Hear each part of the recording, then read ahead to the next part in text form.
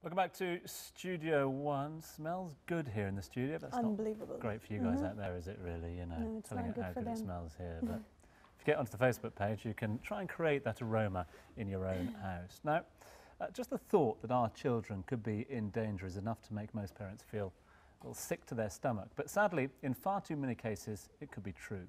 Our next guest is here to tell us why safety needs to start at home, and it needs to start now. Tracy Fountain is the founder of Back to Basic, and she joins us now.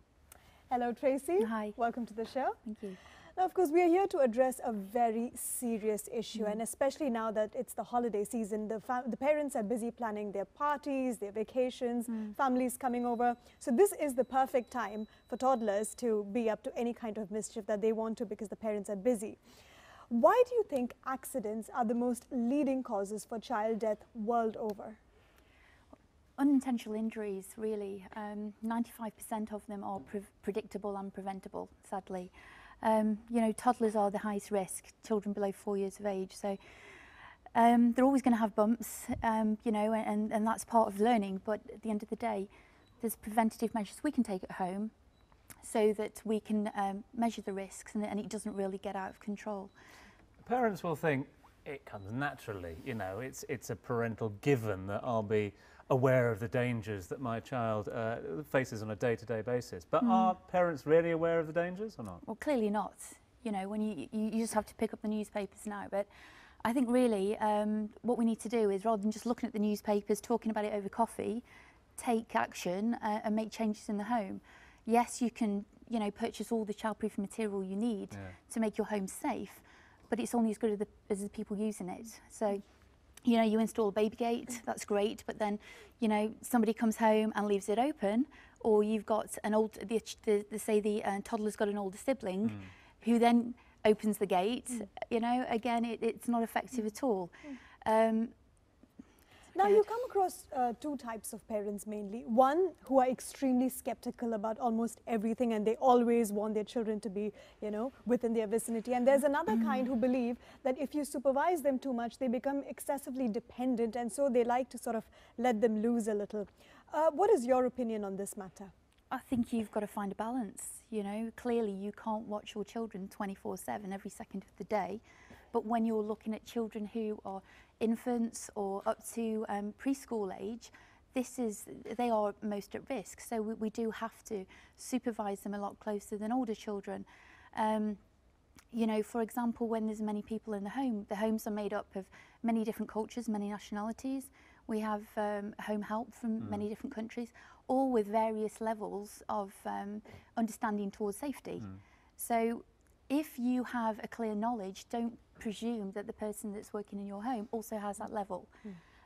So I presume that presumption can be very dangerous. I just want to bring it back to, as you alluded to a little earlier on, we've had some very tragic stories in the local media recently with regards to young children as well, and fatal accidents. A lot of them centred around protection around windows as well. Now, practical tips for worried parents out there. Is there a safe way to child-proof your windows?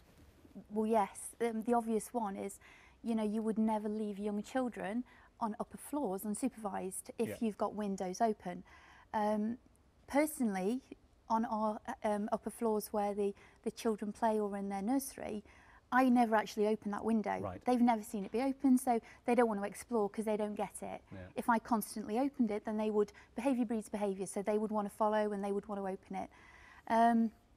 If you've noticed that your landlord has only perhaps installed a catch, so you know, you just push it up and it's red, but there's no actual locks on it, get the lock fixed, call your landlord up. I think they're under quite a lot of pressure at the moment to make changes. So so definitely, you know, these are actions that can be taken today, tomorrow. So good advice. And most items for child safety can be installed at ease by the families themselves. But would you advise for them to seek professional help, especially when it comes to child-proofing swimming pools and balconies? Yeah, I mean, definitely, if you've got your own pool, then absolutely get expert advice, because there's various products available on the market. And some are more effective for larger pools, some are more effective for smaller pools. But the unfortunate thing is many of us are living communal villas or apartment blocks where you don't have that luxury to control that. So you then have to take your own steps by looking at what is the access to the pool. Have you got a gate on the pool? You know, if you're in a small compound, get the landlord or the watchman to put a lock on it, you know. And even within your community, many of us here unfortunately don't know our neighbours, but making the effort, you know, when there's small children around, these are critical steps. You know, there's been a string of fatalities regarding falls recently, which is tragic.